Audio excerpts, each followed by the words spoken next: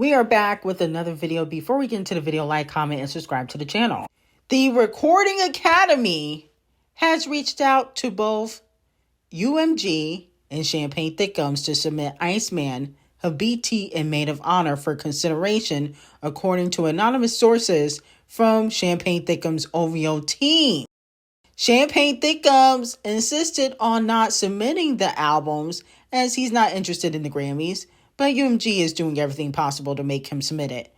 Drake stated he will take legal action against UMG, which he has already done, and he's going through the appeal process. Not only that, the Grammys did respond to a comment that said Iceman is Rap Album of the Year. They said shebang. A lot of people are saying, oh, this is fake, and that, the Grammys, they don't solicit artists to submit their music. But let's not forget that they did publicly apologize to The Weeknd after he boycotted for a few years because they snubbed him when he put out After Hours, which had Blinding Lights on it, and that was snubbed at the Grammys. So he boycotted, and they publicly apologized to him in 2025. But unfortunately, they snubbed him again with his Hurry Up Tomorrow album. He didn't get any nominations, but they did publicly apologize to The Weeknd for basically, snubbing him throughout the years. And then on top of that, Nicki Minaj has publicly talked about how they asked her to join the Grammy board after years of her getting snubbed. Pink Friday 2 got snubbed. They played in her face when it came to the Barbie World collaboration with Ice Spice, and they said that she won, but then it was Killer Mike. So they have done certain things to certain artists, and they've been trying to right their wrongs throughout the years. Allegedly, they do want Nicki and, Drake to submit their music, because at the end of the day, if artists continue to boycott, not all artists have, but, if artists continue to boycott, it might push the up-and-coming artists to boycott. I don't think Beyonce and Adele and Taylor would ever boycott, but definitely the up-and-coming artists that look up to The Weeknd, Drake and Nicki Minaj, they might boycott and say the Grammys really don't matter if they're going to disrespect icons. Now, people say, oh, well, Drake submitted Sexy Songs for You with his album with Party Next Door, but that was because Party Next Door submitted that music. It's a joint album. So Drake doesn't have full control over submitting a joint album with another artist, especially if they're under a different label.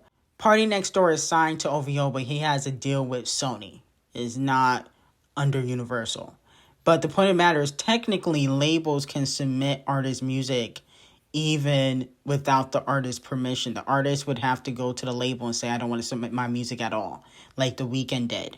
And what Drake has done previously. But let me know if you're here for the Grammys righting their wrongs with Drake and Nicki Minaj. My whole thing is, they did it with The Weeknd, but then they snubbed him again. I feel like they're only going to use Drake for views and clout. It probably would break the internet since he hasn't gone in years. Now, moving on from that, it has been allegedly reported that Cardi B's record label, Titanic Records, is allegedly shelving some of its artists and cutting their budgets.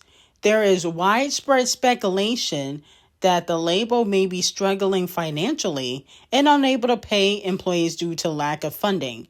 Several artists have publicly called out the label, including Money Long, who claimed that one of her tracks was taken and given to Pitbull without her permission. She added that she wasn't paid a dime. Side note, Cardi B previously stated that she funded her own tour and didn't profit from it, despite the numbers being approximated to be a record. Okay? Now, Cardi B did recently speak about how much she did spend on her tour, but she didn't fund $35 million. She funded some of the tour, but it wasn't the full $35 million for the production. Now, this is what Cardi B had to say recently. I wanted this tour to be big. So a lot of my money that I have myself, I put it in my tour. How much did I spend on production? No lie, about $35 million. I just spent $450,000 on a fucking chain. What are you talking about? She bought me a $500,000 car. Like, what the fuck y'all motherfuckers be talking about? So she didn't invest the full $35 million, but she did invest in her tour. And she only grossed $70 million. And after taxes and paying, Titanic Records their cut and, her team, I don't know if she recouped the $35 million back. But Titanic Records has been having a lot of issues, especially with their artists. Lizzo also recently spoke out in regards to her not getting any marketing or promotion for her album that's coming out. And let's not forget, Bruno Mars' album came and went. Same thing with Wack Harlow. And his R&B album completely flopped. And he's under Titanic Records as well. So Titanic artists currently are not doing so well. Kalani, her album came and went despite Folded being a chart-topping hit and also winning a Grammy. Nobody's talking about her album. Allegedly, people are saying that there's no hits on her album as well. She's under Titanic Records. Now, if you guys remember, in 2024, it was reported that Titanic was in $3 billion of debt. Now, it had been reported that of March of 31st, 2024, Warner Rich's Under Atlantic had cash balance of $587 million total, but their debt was $3.9 billion in debt, which was reported. And with that being said, allegedly Titanic Records is still in debt from fully not recouping from their artists, okay? So Warner, in attempt to save Titanic Records, they hired Elliot Grange, the son of Lucian Grange, who, Champagne Thickums is suing. He's suing Lucian. But they hired Elliot Grange as the new CEO of Titanic Records to help save Titanic last year because it was sinking with all the debt that they had accumulated. He was hired in 2025 to make sure Titanic Records don't go bankrupt. Now, Nicki Minaj tweeted back in 2024 when she got wind of their debt, and even if it was 228, so happy I didn't bankrupt my label. And allegedly, that is about Cardi B, Lizzo, and Wack Harlow, who have allegedly bankrupted Titanic. Now, Scratch Off, unfortunately, will be receiving 300,000 lashes, which is way more than what she will be selling first week. We got to take a few zeros off. But she decided to tweet, Album of the Year. Is this whole delusional? Huh? More like Side Chick of the Year or Dummy of the Year. Okay? I mean, who decides to get knocked up by a man that got 4 kids already or 3 kids already and 2 baby mamas already? Okay, you the third one. So you the dummy of the year, the side chick of the year, but you don't have album of the year. Okay? How you got album of the year when Don Toliver, Baby Keem, and Drake dropped? All fire albums. I think Don Toliver had my favorite album of the year, Octane. So your album, I can already tell, ain't gonna be better than that. No, okay? Then Beyonce dropped in Act 3. So you telling me that you got a better album than Don Toliver, Baby Keem, Drake, and Beyonce? No, I don't think so. Drake and 21 can ghostwrite all the songs they want for you. I don't care if you had to pimp out your sister Brooklyn to Drake. The point of the matter is, your album not going to be better than Iceman. It definitely won't be better than Octane or Baby Keem's album. Okay, like, stop. Stop. Let's not be delusional. So I'm going to have to give you 300,000 lashes for hyping up the album. I can already tell by the features the album going to be trash. Okay, no, I won't say trash, but it's not going to be what she think it going to be. I can already tell by the features. And listen, I'm all for artists having confidence. But Scratch Off really be believing that she's the best. And, I feel like she hasn't shown that. You can't be the best if you got ghostwriters. You can't be the best if your bars are A, B, C, D, E, F, G. Okay? Scratch Off is not that lyrical. No shade. Okay, she's not Ice Spice or Sexy Red, but she's not that lyrical. Now, a lot of the Megan Thee Stallion fans are saying that they are going to boycott because she and Sexy got a collaboration. I'm like, damn, everybody want to work with Sexy Red and her music is trash. I'm like, damn, how many collaborations Sexy Red got going on? She just put out 2 songs with Drake. She put out a song with Lizzo. Okay, now Scratch Off. I'm like, goodness gracious, can Sexy Red go away? I don't know why we trying to make Sexy Red happen. It ain't gonna happen, but they trying to force Sexy Red down our throats, okay? Because I don't understand why Scratch Off and her are collaborating. Like, come on now. We don't need Sexy Red on every fucking feature. She just put out a song with Chris Brown. I'm like, can we get a break from Sexy Red? Is she the only person that people can work with? Damn. Now, she also announced that she got a collaboration with Teyana Taylor, which we definitely don't care about. I mean, that is useless to me. I don't understand why we working with Teyana Taylor. Super talented, but Teyana ain't hot, okay? You could have used Coco Jones if you haven't worked with her before.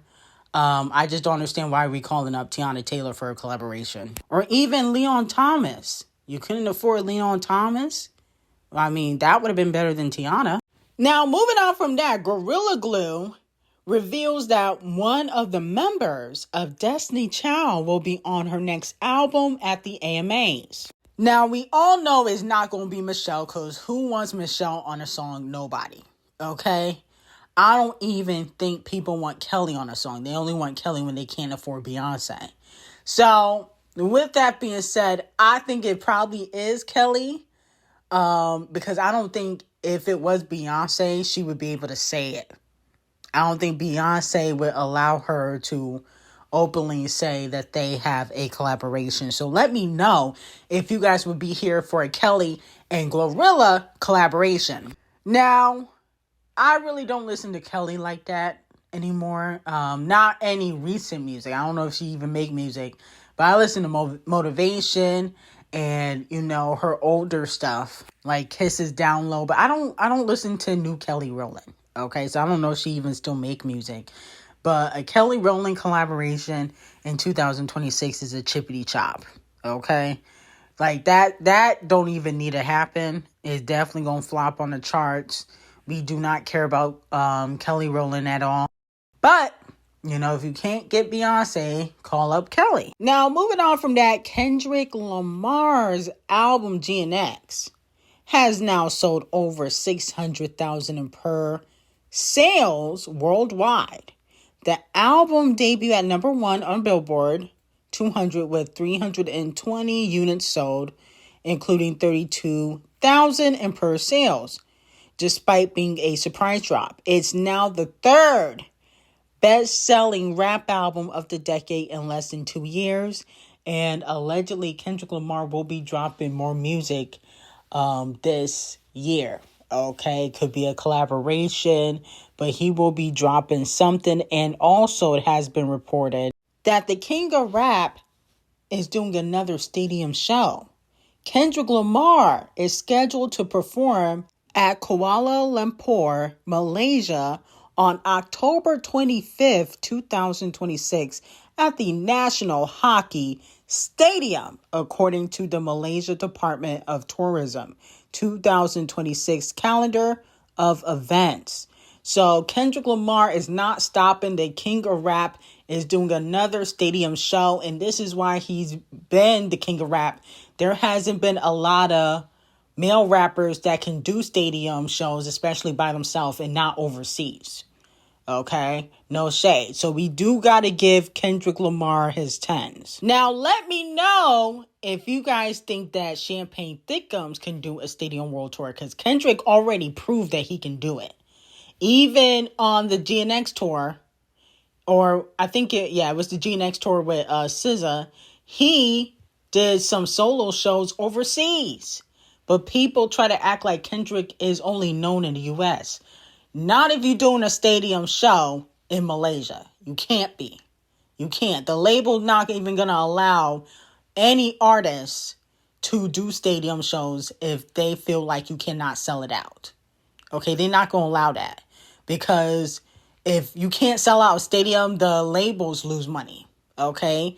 The promoters lose money, okay? And then also it brings bad press. So let me know how y'all feel about it. Now, I definitely won't be seeing Kendrick Lamar in Malaysia, but if Champagne Thickums announce a tour, I'm definitely going. Because I don't care what nobody says, but Iceman was fired. Now, when he start performing the other 2 albums and bring out Sexy Red, then I'll, go to use the bathroom or something, because I'm not really for that. But Iceman, I'm here for him performing. And the album, like I said before, is an 8 or 9 out of 10. I don't care what nobody says. It's a fire album. People are just hating on the album. But I believe Iceman was his best album since Scorpion, in my opinion. But anyway, I got some very hot tea on Patreon. Link will be in the description. And I hope you have a great day.